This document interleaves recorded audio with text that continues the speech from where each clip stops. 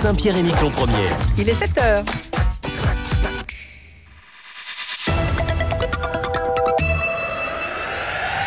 Et c'est l'heure de l'information, une information proposée ce mercredi 1er mars par Linda Sassi. Bonjour Linda. Bonjour Joël et bonjour à tous. Chocolat chaud, bougies et la chaleur des soutiens. Une cinquantaine de personnes étaient au Square Joffre hier soir. Un rassemblement à l'initiative de l'association Maladies Rares Saint-Pierre-et-Miquelon pour échanger. 7h08 sur Saint-Pierre-et-Miquelon aux premières. Linda, hier soir, un rassemblement était organisé au Square Joffre à Saint-Pierre à l'occasion de la 10e journée internationale consacrée aux maladies rares. Une opération intitulée, Joël, une bougie pour l'espoir. Malgré le froid, près d'une cinquantaine de personnes sont retrouvées dans le Square Joffre pour un moment d'échange et de solidarité. Reportage de Mathias Reynaud. Chocolat ? Ah, vous faites chauffer, ça va faire du bien. Ça fait du bien.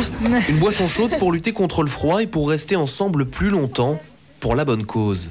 Il est 18h30 et les gens continuent d'arriver dans le square pour y allumer des bougies. Enfin, bien habillé, il n'y a pas de problème. Hein. Et puis bon, ça c'est quelque chose qui peut toucher tout le monde. Hein. Parce qu'on connaît tous quelqu'un, même sans le savoir, qui est atteint d'une grave maladie. Donc pourquoi pas aider ?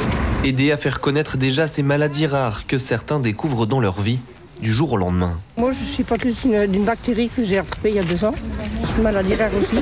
Ça peut frapper à n'importe quelle porte. Et vous, comment vous avez réagi quand vous avez appris ça ?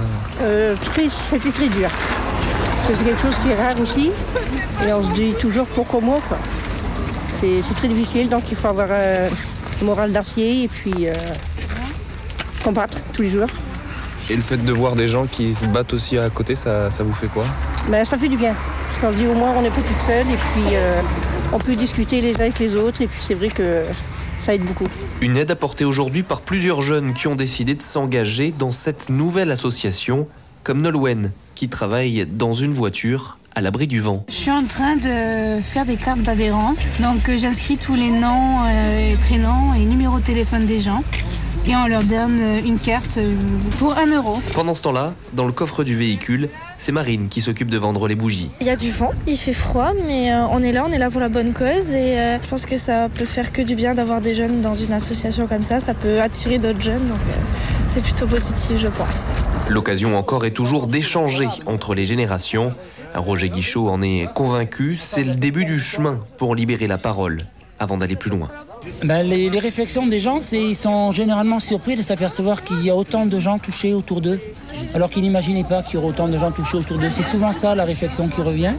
Et la deuxième, c'est effectivement de s'apercevoir que la solidarité existe encore à Saint-Pierre-et-Miquelon. Certains pensaient que ça n'existait plus, mais ça existe encore et c'est beau de le voir. Un reportage de Mathias Reynaud. Et on parle récompense environnement.